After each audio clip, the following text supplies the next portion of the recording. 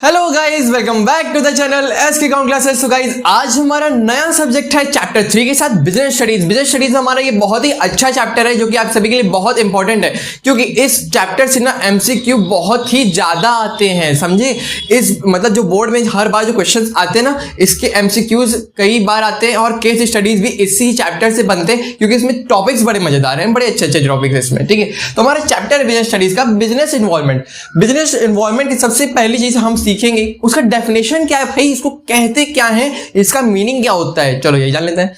Business studies refer to the all forces and factors which are effect outsidely. ऐसे समझना, विच are effect आउटसाइडली मतलब कि वो हमारे कंट्रोल में नहीं होता है। ठीक है, हमारे बाहर से इफेक्ट करता है और वो हमारे कंट्रोल में नहीं होता। ठीक है, हमारे परफॉर्मेंस में पर उसका इफेक्ट पड़ता है। तो ये है क्लियर डेफिनेशन। आप हिंदी इंग्लिश थोड़ा सा समझ लो। ठीक है, मेन है मीनिंग समझो। डेफिनेशन का क्या है आप तो बुक से भी पढ़ सकते हो। ठीक है, आप यहाँ आते हो समझने। ठीक है, और उसके कई एग्जांपल्स जानना चाहते हो। एग्जांपल में अगर मान सको मैं एक यूट्यूबर हूं, ठीक है, अब मेरा मेन फोकस रहेगा कि मैं कम से कम नॉइज में हर एक वीडियो बनाऊं, बट ऐसा पॉसिबल हो पाता है? हर गाड़ी देखो कहीं भी जाती है तो हॉर्न बजता है। ठीक है, तो इतना प्रॉब्लम क्रिएट हमारे लिए भी होता है। तो हर एक बिजनेस के लिए ऐसा ही क्रिएट होती है आउटसाइड सोर्सेस जो कि इफेक्ट करती है किसी की परफॉर्मेंस में। ठीक है, उस चीज को थोड़े से प्रॉब्लम क्रिएट करने में, बट ऐसा हर किसी में नहीं होता है। थोड़े थोड़े मतलब केस बनते हैं। जैसे आप देखो गवर्नमेंट भी होती है, गवर्नमेंट के अगर रूल चेंज हो गए तो बिजनेस में क्या इफेक्ट पड़ता है। ठीक है, कभी कभी पॉजिटिव इफेक्ट पड़ता है, कभी कभी नेगेटिव इफेक्ट पड़ता है। तो हर एक परफॉर्मेंस अगर इफेक्ट पड़ता भी है ना, तो जरूरी नहीं होता कि वो नेगेटिव ही इंपैक्ट डाले। ठीक है, पॉजिटिव भी होता है, नेगेटिव भी होता है, दोनों रोल होता है हमारे बिजनेस इन्वॉल्वमेंट में। इसके कई सारे टाइप्स होते हैं, इसके कई सारे मतलब फीचर्स होते हैं, कई नई नई चीजें इस चैप्टर में सीखोगे। काफी मजेदार चैप्टर है और बहुत ही मीनिंगफुल और अच्छा चैप्टर है हमारा। यहाँ पे आप हर एक चीज सीखोगे कि हमारे गवर्नमेंट में हो, टेक्नोलॉजिकल में हो, या फिर लीगल वे में हो, या फिर हमारे और अलग अलग तरीके पॉलिटिकल से, मतलब किस तरीके की प्रॉब्लम्स क्रिएट होता है हमारे बिजनेस इन्वॉल्वमेंट में, जो कि इफेक्ट करती है हमारे बिजनेस के परफॉर्मेंस में।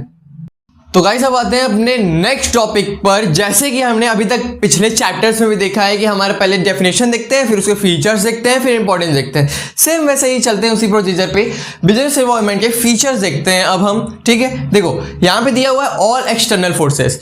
देखो हमारे बिजनेस एनवायरनमेंट में कौन कौन सी चीजें इफेक्ट करती हैं? एक्सटर्नल फोर्सेस, एक्सटर्नल चीजें जिन पे हमारा बस नहीं होता, जिन पे हमारा कंट्रोल नहीं होता, जिन चीजों पे हम कोई भी कंट्रोल अपना नहीं रख सकते, वो ऑल एक्सटर्नल फोर्सेस जो भी आते हैं वो सारे इस पॉइंट में आप लिख दोगे। ठीक है, जैसे कि आपको मैंने कई बार एग्जांपल दिया। देखो क्या हो गया पॉलिटिकल, फिर क्या हो गया आपका लीगल, फिर आपका अगर प्रैक्टिकली देखना चाहते हो तो आपके मन की चीजें अगर ना होना, अगर आप चाह रहे हो अच्छा काम करना, उसमें थोड़ी सी प्रॉब्लम क्रिएट होना, तो सारी चीजें हर एक जगह अपने अपने जगह पॉसिबल होती हैं कि जहां जहां पे आप कोशिश करो अच्छी करने की, वहां गलतियां भी होती हैं। ठीक है, तो गलतियों को सुधार के इंसान आगे बढ़ता है। तो अपने देखो मेन बात ये है कि अपनी गलतियों पे ध्यान दो कि आपसे गलती कहाँ हो रही है, और उसको देखकर अपनी गलतियां सुधारना ही आगे बढ़ने का लक्ष्य है हमारा।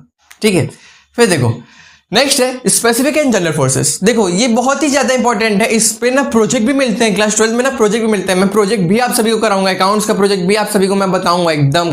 बस टेंशन मत लो, बस मैं इतना बताने वाला हूँ कि टेंशन बिल्कुल नहीं लेना है। ठीक है, देखो स्पेसिफिक और जनरल फोर्सेस। स्पेसिफिक जो हमारे डायरेक्टली मतलब देखो डायरेक्टली इफेक्ट करते हैं हमारे बिजनेस पे। ठीक है, एक ये होता है।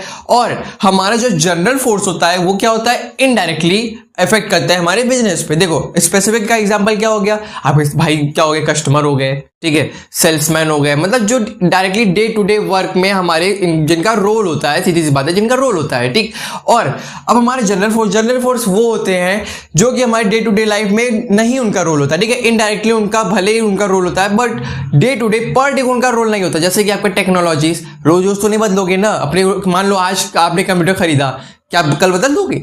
ऐसा तो होता नहीं है। तो ये होता है इनडायरेक्टली। ठीक है, उसके बाद इंटर रिलेशन। इंटर रिलेशन देखो होता है हमारा जितने भी फोर्सेस हमारे अप्लाइड होते हैं ना, वो एक दूसरे से इंटरलिंक्ड होते हैं, एक दूसरे से जुड़े हुए होते हैं। जैसे कि आपका अगर फैशन डिजाइनिंग का मान लो बहुत ज़्यादा बढ़ गया कि आप नए नए ड्रेसअप अप्लाई कर रहे हो, मतलब मार्केट में नए नई चीज़ें आ रही, ट्रेंड आ रहे हैं, जैसे समझो ना यहाँ पे बहुत आप तो यूज़ करते ही हो, कोई ऐप्स यूज़ करते हो जैसे इंस्टा हो गया, इन चीज़ों पे क्या होती है नए नए ट्रेंड्स आते हैं, तो उन हिसाब से अपने आप को चेंज करते हैं, नई नई चीज़ें आती जाती है, इंटर रिलेटेड होते हैं हर एक चीज़। जैसे फूड, फास्ट फूड भी बढ़ गया, वो भी बढ़ गया, तो इससे क्या हो गया, इंटर रिलेटेड हो गया, दो चीज़ें एक साथ ग्रोथ कर रही। ठीक, तो हर एक चीज़ में इंटर रिलेशन होता ही है, और अगर मान के चलो एक्सटर्नल फोर्स होते हैं उनमें इंटर रिलेटेड होते ही हैं हर चीज़ें, ठीक है। उसके बाद अनसर्टेनिटी, देखो यहाँ पे हमारा चेंजेस होता है बहुत जल्दी। देखो इसमें और इसमें ज़्यादा फर्क नहीं होता, अनसर्टेनिटी में भी हमारे चेंजेस होते हैं मगर वो तेज़ी से होते हैं, ठीक है। पर हमें पता नहीं चलता है कि उस चीज़ों में कुछ चेंज आने ही वाला है। जैसे कि हमारा क्या होता है, फ्लड आता है, ठीक है, तो हमको पता तो नहीं रहता है कि आएगा ही आएगा, कि इसी टाइम पर आएगा। अर्थक्वेक आता है, पता रहता है? तो नहीं, ये सब क्या होता है, अचानक से होने वाली चीज़ें हैं, ठीक है।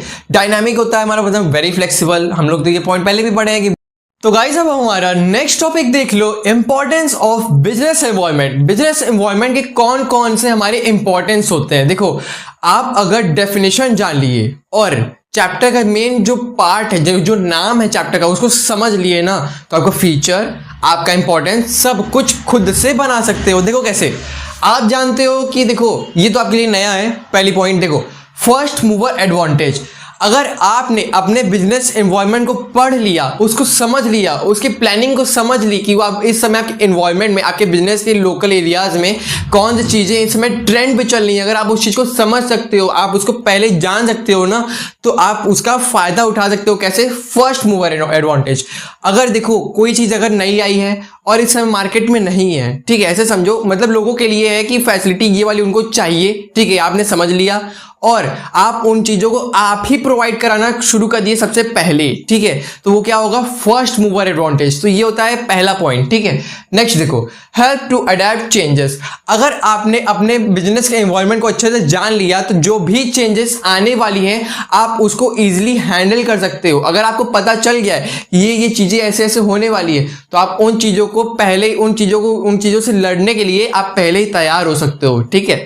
फिर देखो, फिर है help in making a plan and policy. देखो सेम वैसे ही चलेंगे, बस उसमें हम देखो बस अपने मेन पॉइंट पे हम समझते हुए चलेंगे। अगर आप अपने बिजनेस एनवायरनमेंट को जान लिए हो, ठीक है, तो आप क्या कर सकते हो, उस हिसाब से प्लानिंग कर सकते हो, उस हिसाब से अपनी पॉलिसी को बना सकते हो, नई नई पॉलिसीज ला सकते हो। किस तरीके से, अगर आपने बिजनेस एनवायरनमेंट को जान लिया तो हमें इस टाइप का चेंजेस चाहिए, आप समझ चुके हो, फिर उसी तरीके के आप चेंजेस लाते रहोगे, बस वही तो है। नेक्स्ट देखो, इंप्रूवमेंट इन परफॉर्मेंस। अगर आप उसी हिसाब से प्लानिंग करोगे तो आपका परफॉर्मेंस क्या होगा, इंप्रूव करेगा। अगर मैं जान चुका हूं कि आपको बिजनेस स्टडीज चाहिए, आपको इकोनॉमिक्स भी चाहिए, आपको अकाउंट चाहिए, आपको तीन ही सब सब्जेक्ट की जरूरत है, तो मैं आप सभी को इस चैनल पे प्रोवाइड कराऊंगा। तो हम मेरी क्या परफॉर्मेंस इंप्रूव होगी धीरे धीरे, क्यों, आप लोग मुझे और देखोगे, ठीक है। हर सब्जेक्ट आपको एक ही चैनल पे मिलेगा, तो आप सभी तो खुश हो जाओगे कि आपको सारी चीजें इसी चैनल पे मिल रही है। तो इससे क्या होगा, आपकी देखो मेरी तरफ से देखो पूरे मैं इंप्रूव करने की कोशिश करूंगी, अपनी परफॉर्मेंस को अपनी देखो कोशिश करूंगा। तो ये एक तरह के एग्जांपल समझ सकते हो, ठीक है। फिर देखो, हेल्प इन टैपिंग रिसोर्सेस। देखो इसका मतलब है कि सही सही चीजों का मतलब, देखो मेन सबसे राइट रिसोर्सेस का आप यूज करोगे अपने बिजनेस में। फालतू रिसोर्सेस का यूज आप अपने बिजनेस में नहीं करोगे, जिन चीजों की आपको जरूरत ही नहीं है, उनका आपको काम ही नहीं पड़ता है, ऐसी चीजों को आप क्यों यूज करोगे, नहीं करोगे ना। जिन चीजों को आपकी जरूरत है आप उन्हीं चीजों के ऊपर फोकस करोगे, आप उन्हीं चीजों पर मेहनत करोगे, उन्हीं चीजों की वजह से आप आगे बढ़ोगे, उन चीजों को पीछे छोड़ दोगे जिन चीजों की आपको जरूरत ही नहीं है। तो गाइस अब हमारा नेक्स्ट टॉपिक है dimensions of business environment. Business environment के कौन कौन से डायमेंशंस होते हैं, देख लो 5 होते हैं मेन हमारे इंपॉर्टेंट वाले। देखो हमारा पहला है इकोनॉमिक एनवायरनमेंट, फिर है सोशल एनवायरनमेंट, फिर है लीगल एनवायरनमेंट, फिर है टेक्नोलॉजिकल एनवायरनमेंट, फिर आता है हमारे लास्ट पे पॉलिटिकल एनवायरनमेंट, ठीक है। ये सारी चीजों से आप सभी वाकिफ हो, मैं लगभग बता सकता हूं आप सभी इन चीजों के बारे में प्रैक्टिकली अपने लाइफ से जानते हो। देखो अगर आपको कोई भी सब्जेक्ट पढ़ना हो ना, उस चीज होगा जो भी टॉपिक आप समझ सकते हो, अगर आप कोई टॉपिक पढ़ रहे हो उसको आप अपने डेली लाइफ से एक बार जोड़ कर देखो, मतलब प्रैक्टिकली उस चीज को सोच कर देखो, आपको वो टॉपिक बहुत जल्दी लर्न हो जाएगा और समझ में आएगा, मेरी गारंटी है, ठीक है। तो पहला पॉइंट देखो, इकोनॉमिकल एनवायरनमेंट में चेंजेस कब आते हैं, जैसे देखो उसमें मतलब क्या उसका, चेंज इन टैक्स और इनकम। अगर हमारे टैक्सेशन में या किसी इनकम में, सेविंग में, इन सारी चीजों में अगर किसी तरीके के चेंजेस आते हैं ना, तो वो किस में होते हैं, इकोनॉमिकल एनवायरनमेंट में चले आते हैं, ठीक है। फिर देखो next social environment. Social environment मतलब change in trend and fashion. जो भी नए नए ट्रेंड आते हैं, कपड़ों के नए नए ट्रेंड आ गए, नए टाइप का शर्ट आ गया, नए टाइप का कुर्ता आ गया, नए टाइप का जींस आ गया, तो अलग अलग तरीके के जो कपड़े में चेंजेस आते हैं ना, वो सारी चीजें हमारे सोशल एनवायरनमेंट में चले जाते हैं, ठीक है। सोशली जो लोग बदलते हैं, उनका ट्रेंड बदलता है, लोग बदलता है, भाई सबको अलग अलग चीजें चाहिए होती है ना। देखो फिर है लीगल एनवायरनमेंट। लीगल इन्वॉल्वमेंट, देखो यहाँ लीगल इन्वॉल्वमेंट में हमारा किन चीजों में आती है, देखो मेकिंग एनी ऑर्डर कंपल्सरी, अगर कोई तरीके का अगर रूल फॉलो करते हैं कंपल्सरी होता है तो वो सारी चीजें लीगल ऑर्डर्स में आते हैं कि रूल आपको फॉलो करना कंपल्सरी है ना। जैसे कि ट्रैफिक राइडर के लिए जैसे एग्जांपल दे रहा हूँ कि आपको देखो हेलमेट पहनना जरूरी है, ये सारी चीज़ें को रूल फॉलो करना जरूरी होता है ना। जैसे ट्रैफिक रूल हमें फॉलो करना चाहिए, तो ये सारी चीज़ें लीगल इन्वॉल्वमेंट में चली जाती है, ठीक है, कंपल्सरी रूल्स होते हैं।